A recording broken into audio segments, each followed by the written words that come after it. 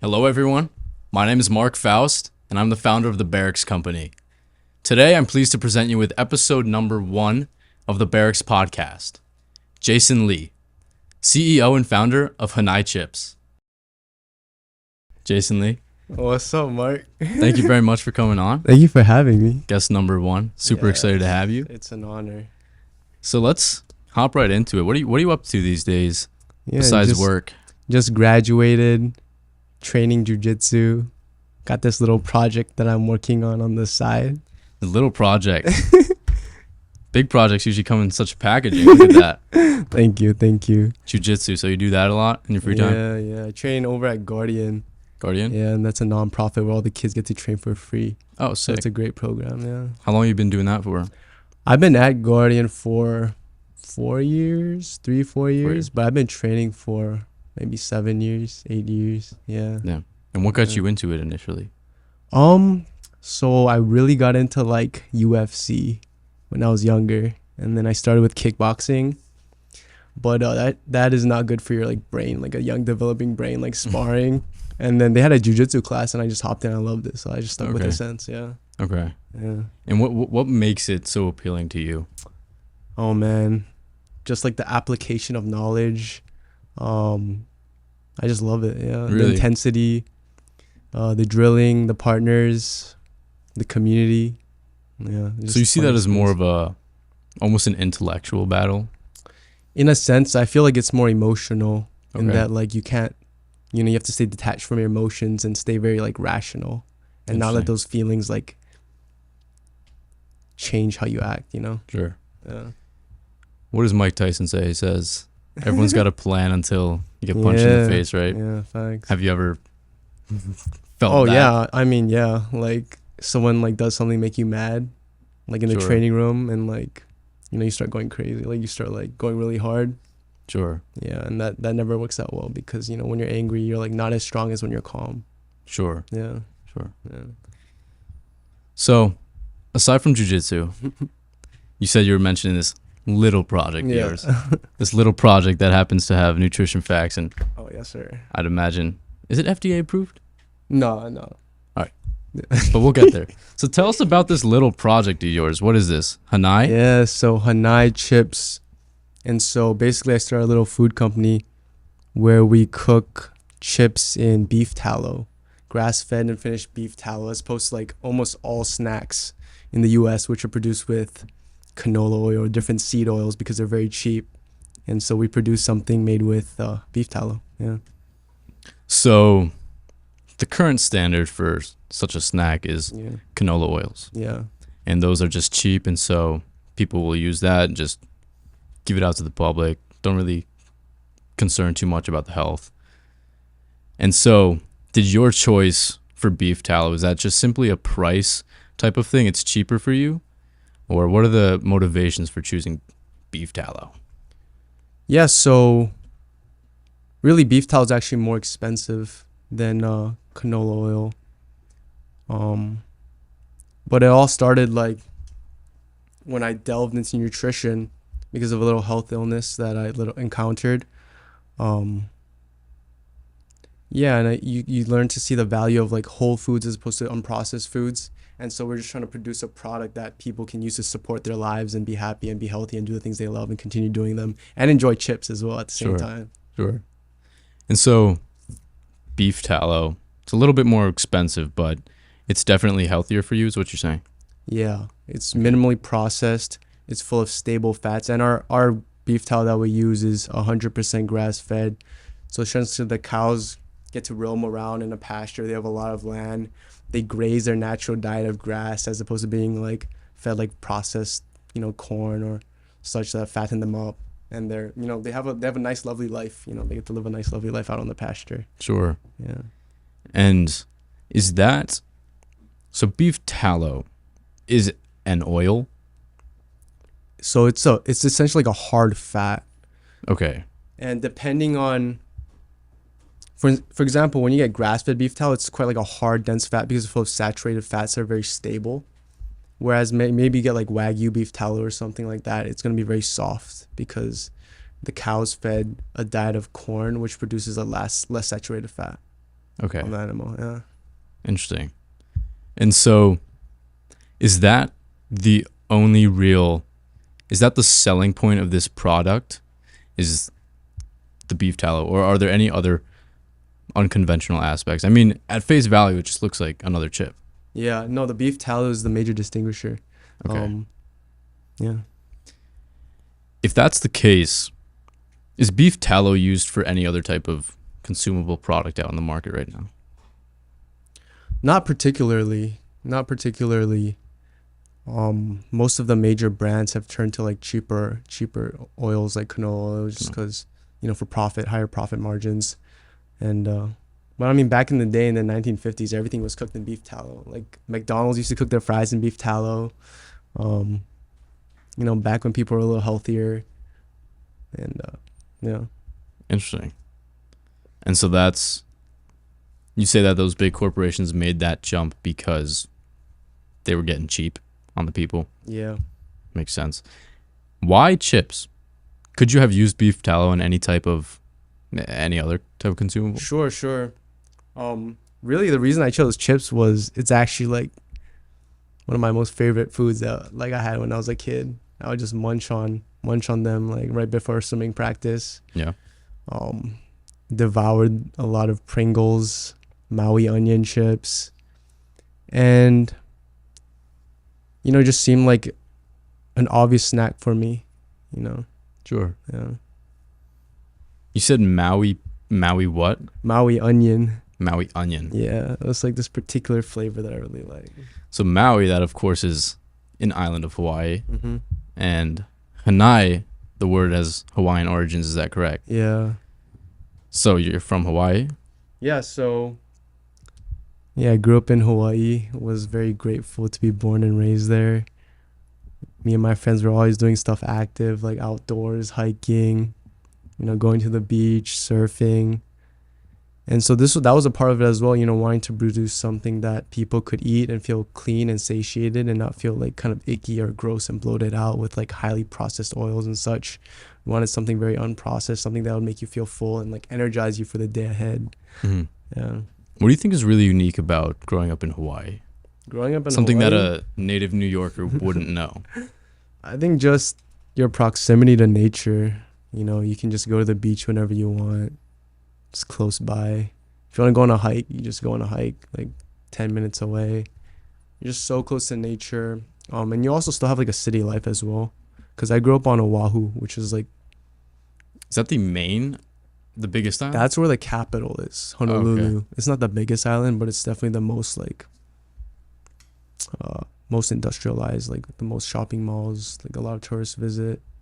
So it's a nice balance of both. But I really liked being able to go out in nature and live like that adventurous lifestyle. Did you have a particular pastime that you were particularly attracted to? Oh yeah, me and my friends, we love surfing, we love hiking. Those are our two main. And Is there anywhere to do that on the East Coast, or that's kind of... There are. They're hard to come by, and it's quite far from here, but there definitely are. Yeah, there definitely are spots. Gotcha. I gotta give surfing a try. I Oh, tried yeah. at the Jersey Shore. Uh-huh. The waves are just Not right. abominable. They're That's just funny. the worst things ever. I prefer bodyboarding. You bodyboard? Yeah, bodyboarded before. Nice. So much more economical. Yeah, that's true. I don't need to carry the board. Yeah. Kind of lazy. So you mentioned that. Back to Hanai. Firstly, let's talk about what it means. What does Yeah. Hanai mean? Yeah, so Hanai can mean to nourish, to feed. Formally, it means to adopt someone into your family and treat them like your own. And so what we really liked about that was just that overall like message of oneness, separating boundaries and just uplifting people. And that's really what we're trying to do with Hanai. Just produce healthy snacks for people. Yeah. And how did you land on that name? Well, first we try to call it Nourish, but we found that was like generic, a little bland, and a lot of other people had things called Nourish. Yeah, probably hard to copyright. Yeah. And my friend came up with Hanai. He like looked up like the Hawaiian like equivalent to Nourish. Oh, cool. And so it also means, to adopt someone and really, really like that like broader view and intention that we want to apply to the company. Sure. And your friend, he's also from Hawaii, I'd imagine? No, he's actually one of my friends from Hawaii's friend. So I met him on a trip up to Boston, and shout out Trevor. But he told me that he was really interested in social media marketing, branding. And that's exactly what I needed for the company, because I was really obsessed with the product, the vision, the direction. And he came in and kind of like helped shape that and make that tangible with his like artistic sense and such. So he was a great asset to our team. And he's the one who like designed all our packaging, designed the logo. Me and him went back and forth creating that. So it's been awesome having him on the team. So he's mainly responsible for the marketing aspects, and you mentioned you're more interested in the product. Could you go a little bit more into what that actually means, your specific role at Hanai? Yeah, so at Hanai, I make the broad general decisions, but I'm the only person that's really looking at the product. So manufacturing the product, packaging the product, how we're going to do that, all the legalities behind being able to sell a food product. So right now we're working out of a private kitchen, and they have a little incubator program that helps like small little companies like us in the food industry grow and connect us with mentors and such at our time kitchen. And so that's been really helpful. And then so I'll go in, make all the product, because at the moment we cannot work with distributors because this oil using beef tallow is very niche at the moment. So we're going in, making all of it by hand, slicing up the recipes, testing them, coming up with all the problems and trying to solve them, making sure our product tastes good. So that's really what I'm in charge of at the moment. So all of the things regarding the product is what I'm working on. Yeah. And that's a private kitchen. Where's that at? Yeah, so that's that's actually just south of Hopkins campus. Johns Hopkins? Yeah, Johns Hopkins campus. And Okay. so that's close by. That's nice. So then how you find yourself handling most of the chef stuff? You're building the product. Yeah. Do you have experience? Maybe you're a cook, or were you kind of shoved into the role of working on the product itself, or you have experience with this type of thing? I mean, I always loved food. You know, Okay. I always love cooking. I always love like looking at different recipes, cooking them up. Feeding people. I always really love that. Just getting to sit down, enjoy a meal that you prepared is, amazing experience. And also, for a while, I worked at a local butcher where they also had grass-fed and finished. They sold grass-fed and finished meat that was pasture-raised, actually the exact same farm that we get our beef tallow from. And they render it for us so that we can use it. But I was there, got to see, how a little butchery works, how different items are made, different sausages, pâtés, the nature of meat, the nature of the industry, what it's like cooking. Got a lot of experience there, talked to a lot of amazing people that are really passionate about food, and it kind of like sparked that passion in me as well. And so it was an amazing experience for me. Interesting. So you had experience with butchery, you mentioned, and the beef tallow itself is, you said, a fat. So then how does that get turned into the oil stuff that goes on to Hanai? Yeah, so essentially, the butchers will trim the fat off of the cow, and then they'll chop them to little small pieces, and then they'll cook it over in a pot over a flame, and they'll slowly render the fat out. And then you're left with this clear white oil that solidifies into this hard beef tallow. And then every time we use it, we just set it on the stove. It turns into liquid, and then that's what we cook our chips in. And I'm curious, what's the price differential? How much of a cost is it to build a product that is more nutritional, but at the cost of it being a little bit more expensive? I mean, it can be pretty significant.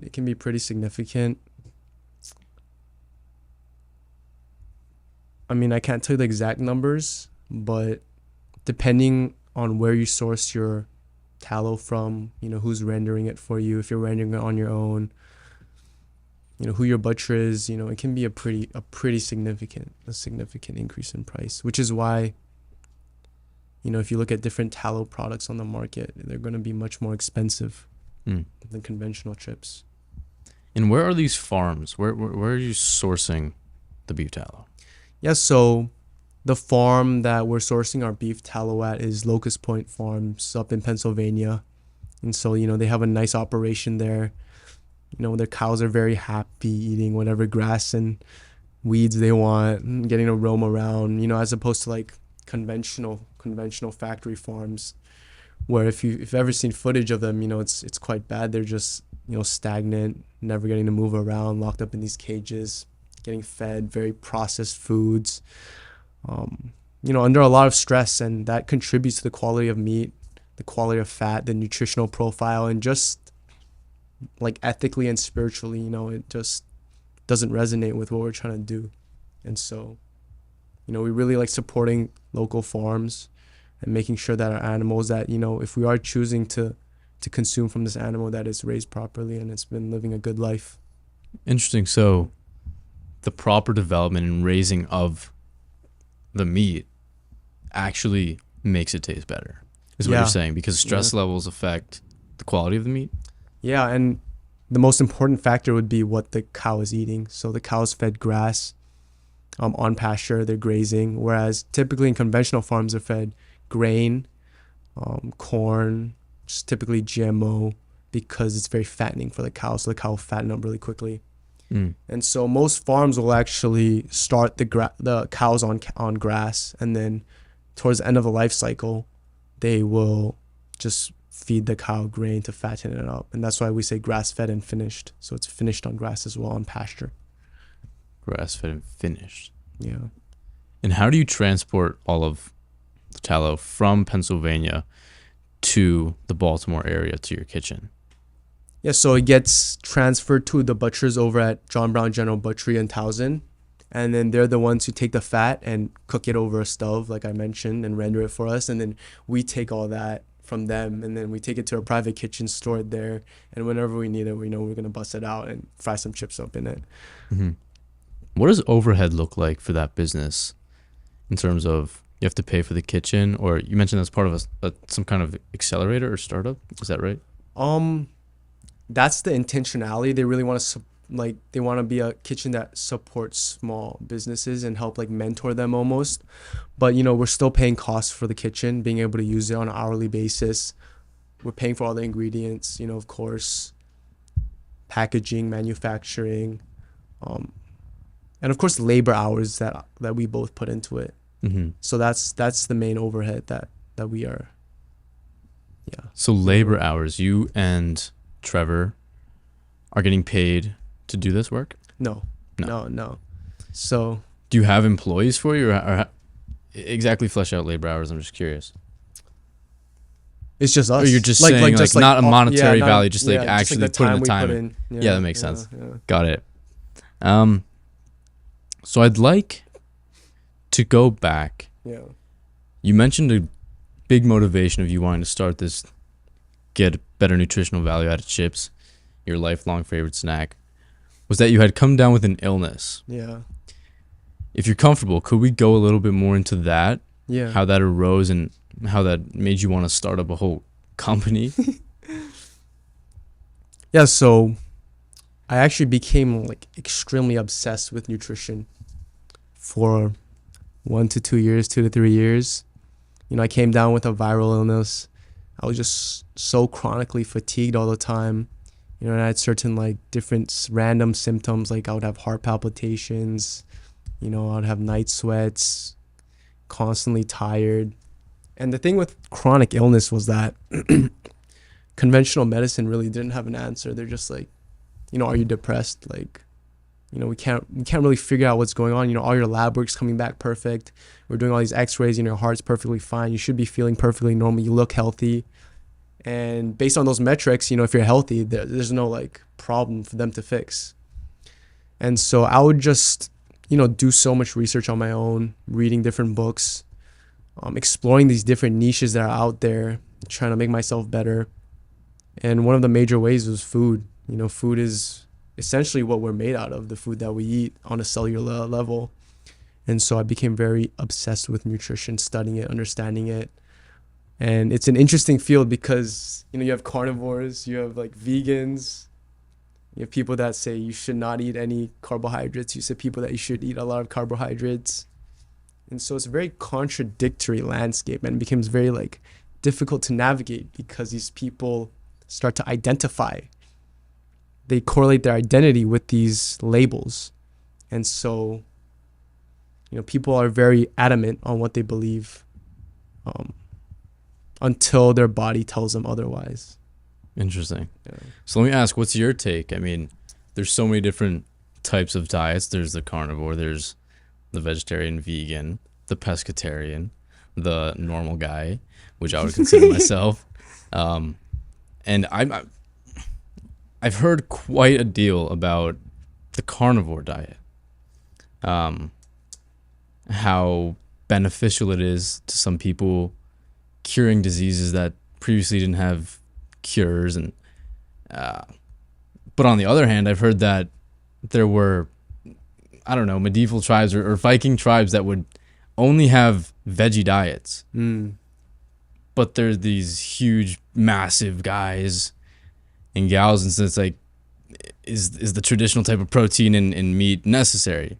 Question is, what have you found from your personal research? What do you think the ideal diet looks like? And are the people on the far sides, the carnivores and then the vegans, do you think they're a little bit extreme? So at the end of the day, it's all your own subjective experience, right? So if it works for you, then it works for you. So you should stay with whatever works for you. It doesn't matter what someone else says.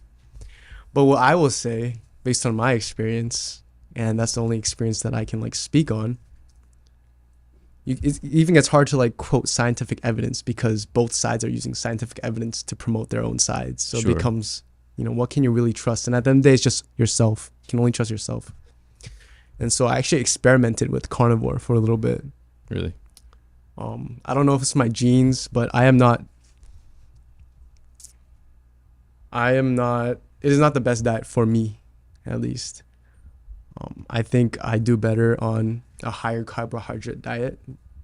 Just eating, foods that I grew up eating. My mom cooked traditional Korean dishes was best for me. But when I went carnivore, because there's so little carbohydrates, my body wasn't storing, it didn't have any glycogen to store water, in your muscles. And so I get these crazy cramps. In the middle of the night, I'll get these crazy cramps. And I think also running on carnivore was very stressful for my body because I think my particular body is designed to run on carbohydrates. And so, eating a lot of protein and a lot of fat kind of put my body into a state of stress where my adrenal glands were overproducing cortisol. And so for me, and I think really, it's good to look at just what your traditional ancestry diets are, because these are things that people have been eating for, decades, and they've been very healthy. So The problem with traditional snacking chips is that they're packed full of highly processed seed oils. Hanai Chips believes that snacking should not only be tasty, but healthy. They make their chips using high-quality, grass-fed beef tallow or coconut oil, a difference that you can not only taste, but also feel. Experience nourishment, experience Hanai. So that's really interesting. So your ancestry can have an impact on how receptive your body is to certain diets. Well, maybe not your ancestry, potentially, but really, I think just eating the foods that generations before you grew up eating, things that your parents grew up eating, your grandparents grew up eating. A great book to read would be Nutrition and Physical Degeneration by Weston Price. So this doctor went around looking at places who subsisted off of their traditional diets, which is essentially very unprocessed foods. They're just, minimally processing just meats, some carbohydrates, some fats. Compared it with local peoples who actually had processed westernized food come in. So a lot of processed seed oils, flour, sugar and such. And he documents the effects of that on the skull, brain formation, health. And so that's a good book to read. I recommend. Okay. And you mentioned briefly that you grew up eating a bunch of Korean food, is that right? Yeah. So you're of Korean descent. Yep. And then I guess your family made their way to Hawaii. Were your parents born in Korea? Yeah, my parents born in Korea, moved over to Hawaii for education, and then, so I've grown up just eating a lot of KBBQ, meat, rice, kimchi, and, it kept me healthy. Yeah. And so your parents came over for education. How do you think that your life has been affected by your parents being immigrants? Has it instilled in you maybe an appreciation for the U.S. or even more so for Korea? Do you think I'm very grateful. I'm very grateful because the education system in Korea is very intense, very toxic. I mean, in China and Japan as well. So a lot of my cousins were very intensely studying for their exam, the sunung, which is this all-determining exam, kind of like the SAT, but significantly harder and even more determining of your life. Wow. And so, while I was just like swimming and playing around and surfing. So, yeah. I'm very grateful. And now we're test optional. Yeah. So you didn't have to submit anything. Exactly. You think test optional sunum will ever exist? Never. That's the only metric. They wouldn't tolerate that overseas, probably. Well, that's really interesting. So what do you mean by determining? What does your performance on that test dictate? What university you get into, which is extremely, it's going to dictate where you go next in life in terms of your career and such. Sure. So it's very much a quantitative metric. Yeah, very quantitative. So those who may score higher on the Sunum will likely get into better universities, even though, say, they might be not as well socialized, if that's right. Interesting. Yeah, I mean, I don't know how they exactly dictate that stuff, but I just know it's a lot of stress for the students, a lot of studying, a lot of late hours studying at night. Your life becomes this. Sure. Well, I'd like to hop back over to Hanai, just briefly, get a little bit more philosophical. What do you think was the hardest jump you had to make? What was the hardest part in starting Hanai? I feel like the hardest part is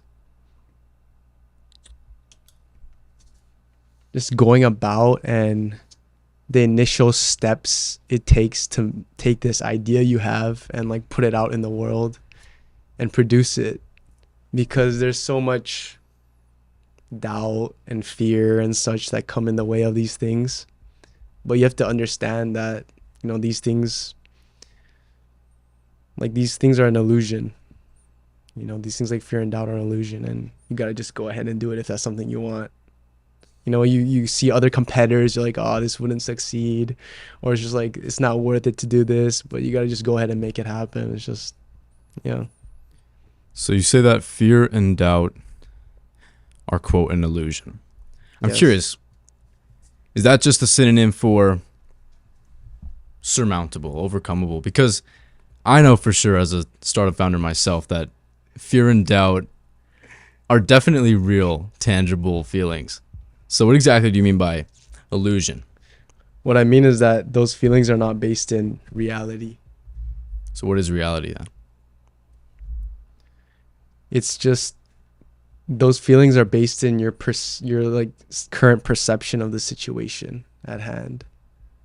Because there's an infinite number of factors that could be taken into consideration to dictate if something was going to be successful or not. But your mind is just telling you these things that, it would not be successful based on a certain number of metrics or a certain feeling you have at the moment. And so what I'm saying is that these feelings are not based in a full vision of what is actually going on.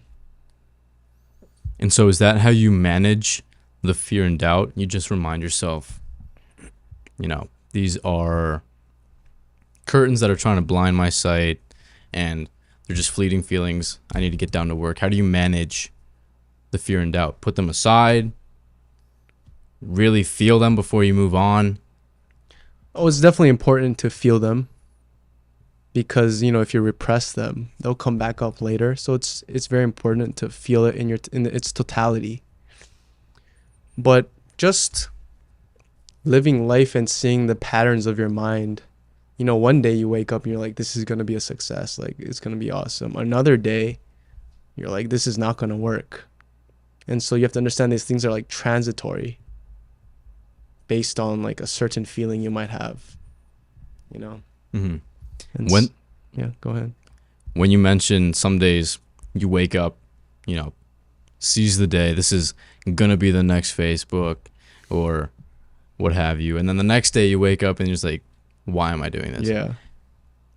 Those feelings are certainly familiar. How do you go about managing those days where, you know, those why am I doing these kind of days? When you lose motivation, when you're like too scared to move to the next step, it's important to just take action and just do it. Nike. Yeah, Nike, just do it. But really there's no secret. You just have to feel it fully, and that kind of purges it from your system a little bit, you know. And then the next time the fear comes around, it won't be as strong. You just feel it fully and you let it, you know, you don't want to change it. It's like an itch, you know, an itch. You know, if you have an itch, it's not like, you know it's going to disappear with time. It's not like you have to do anything to like make it disappear. It'll slowly go away over time. And so I think it's the same, and you're not trying to change it. So I think it's the same with like these emotions like fear and doubt. You just let them come up, feel it fully, almost like purge it. And then next time it comes around, it won't be as strong. The next time it comes around, it won't be as strong. And then until you won't have it anymore. It's left your body, it's left your system. Mm-hmm. Yeah. Do you think that your history with jiu-jitsu has prepped you in a way for what you're doing now in terms of mental fortitude?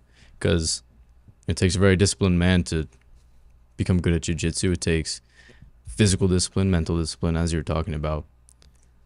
How do those lessons rear their heads, or what you've learned from those lessons rear their heads? With jiu-jitsu, I'd say for sure in terms of, like I talked about, how you should not act on your emotions, you know, when these like scary feelings come up. You shouldn't let it control you, and you should just observe them as a neutral observer, let them flow and stay calm and rational. And so, you know, when your mind's going neurotic and coming up with all these different situations and all these different possibilities and potentialities that could happen in the future, you know, it's important to just watch them objectively and just realize that, you know, like I said, they're an illusion essentially. Mm-hmm. Yeah. What do you think you've learned about yourself in the process? Maybe you've learned that you're more of a risk taker than you thought, or maybe you're not as good at, you know, holding your head as you thought. I don't know. Yeah. I've learned a lot. Like I said, how to overcome fear, different difficult emotions. And this is kind of why I like entrepreneurship. In my opinion, it kind of brings out things that you have to deal with. Not saying that other things don't. I think life in and of itself is just a journey of understanding your mind, how it works, your ego, and you get to explore the nature of happiness in this time that we have and how desires relate to that. But really, I see entrepreneurship as a way to just explore how the world works. And I think there's these different principles that it teaches you about, I think, life in general. So, for example, like, you know, to not be attached to outcomes is a big one. Because, you know, at the end of the day, there's so many things that are out of your control.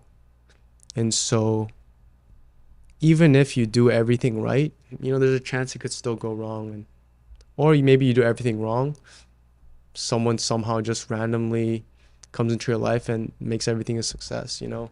And so just understanding that everything is out of your control allows you to be detached from the outcomes, you know, because you shouldn't control something that you can't. And you have to be okay with whatever happens and understand that that's what should have happened in the big totality of things. Mm-hmm. Yeah. So it seems like there's a heavy element of faith involved in the process. Where does your faith lie Does it lie in you? You have faith in your ability? Does it lie in future you or God?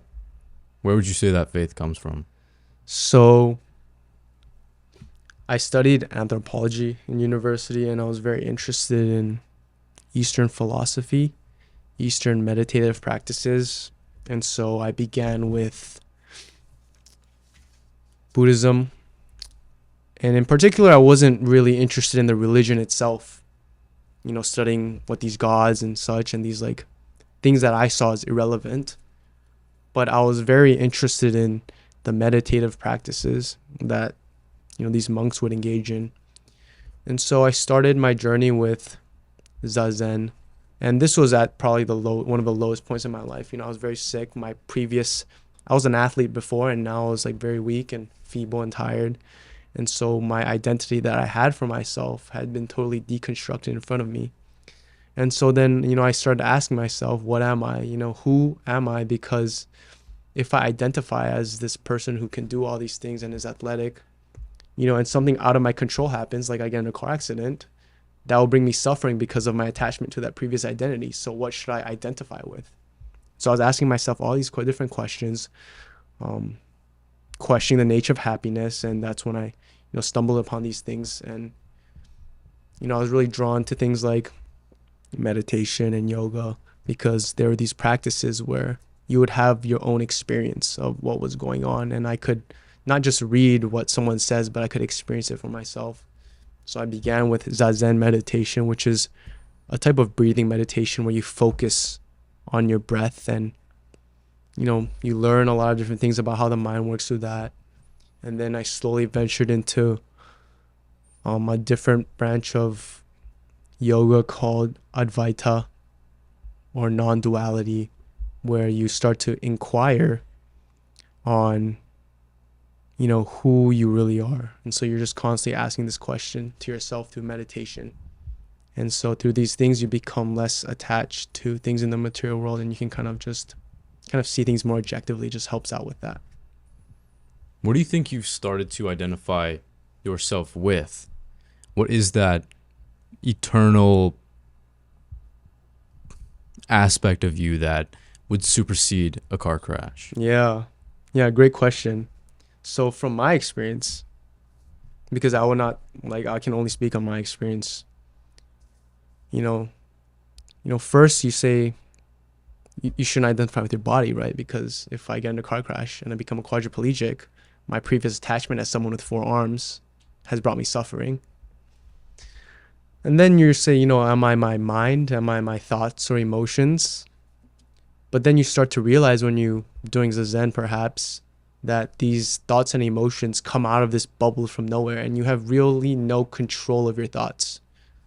For example, I didn't wake up one day and decide to be scared.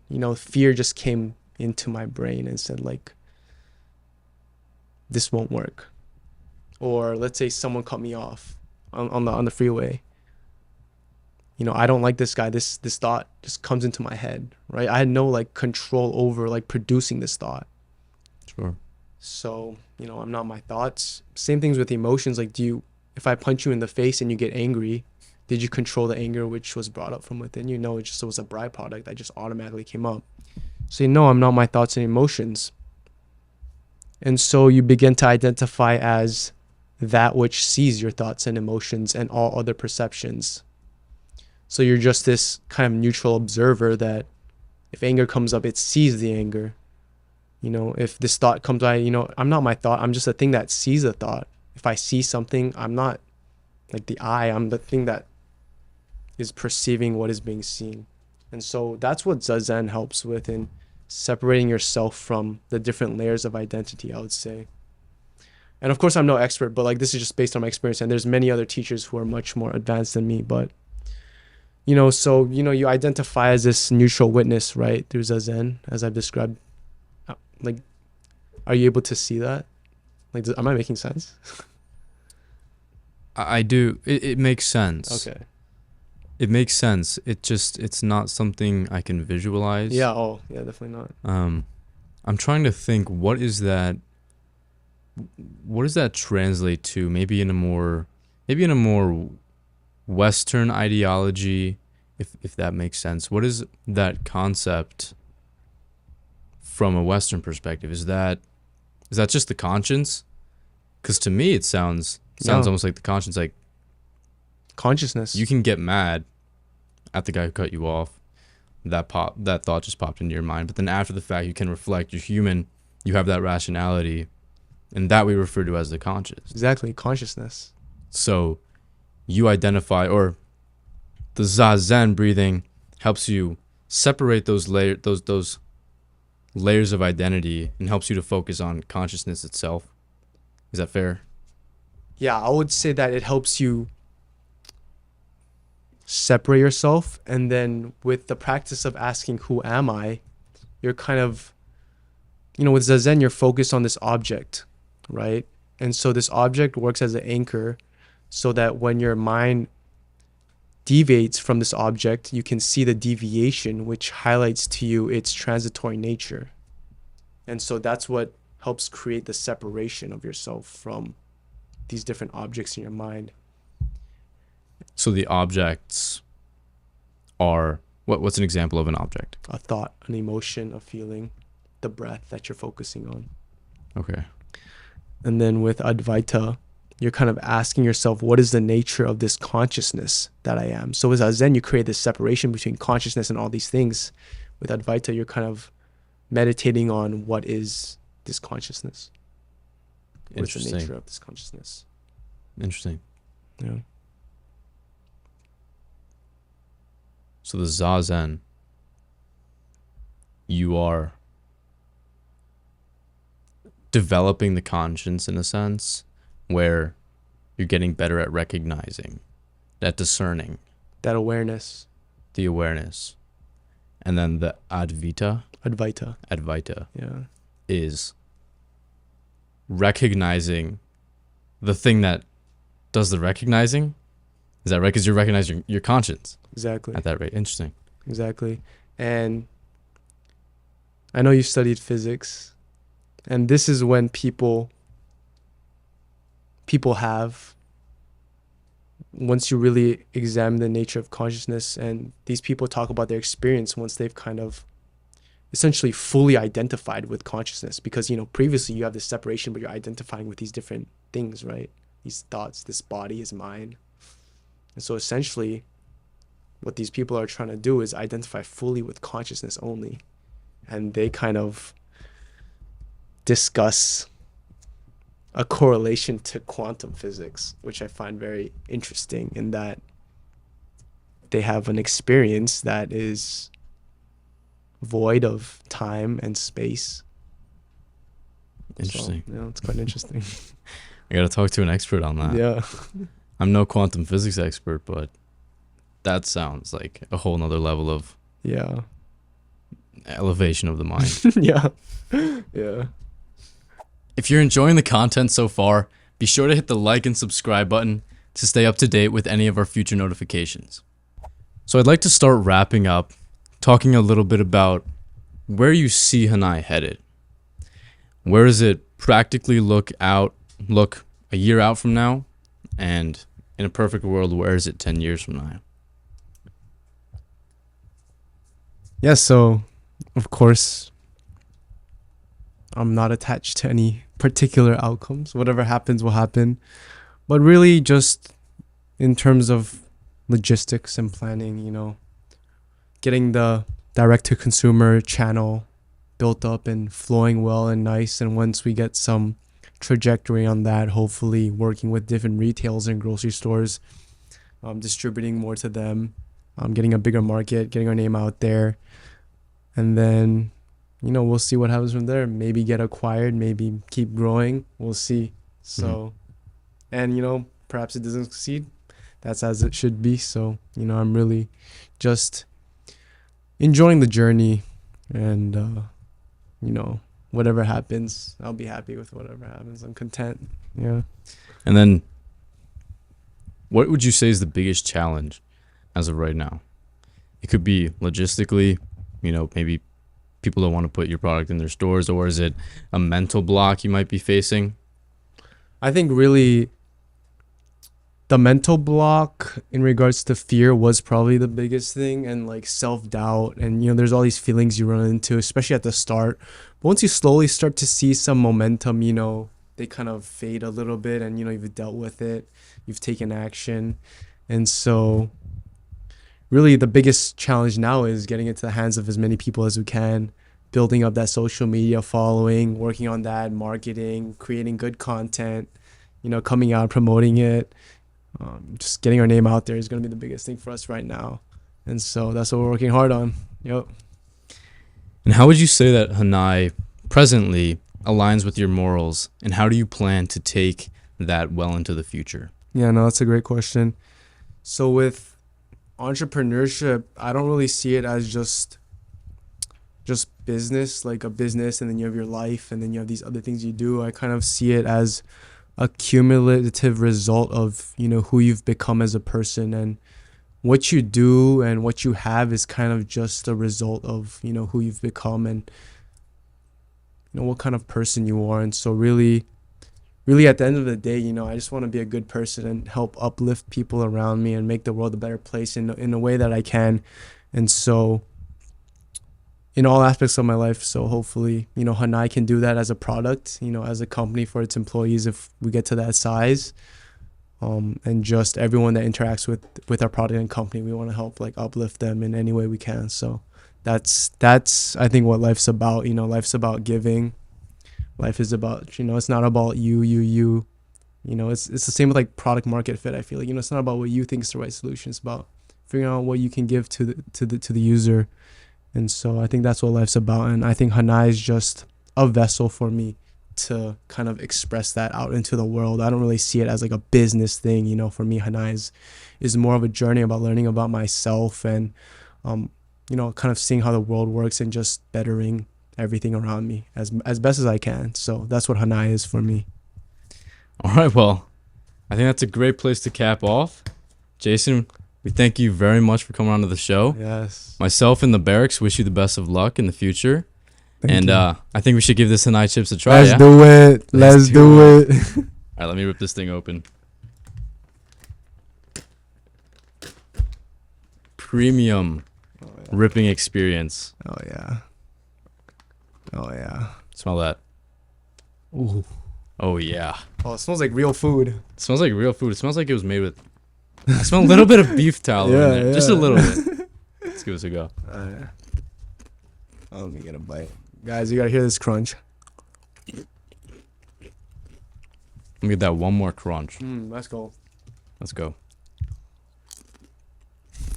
That ASMR. Okay, well, they taste as amazing as they look. Thank you. And it's been an absolute pleasure. Thank Jaesun, you, Mark. Wish you the best of luck. Yes, thank you for having me. Absolutely. Come back soon. I will.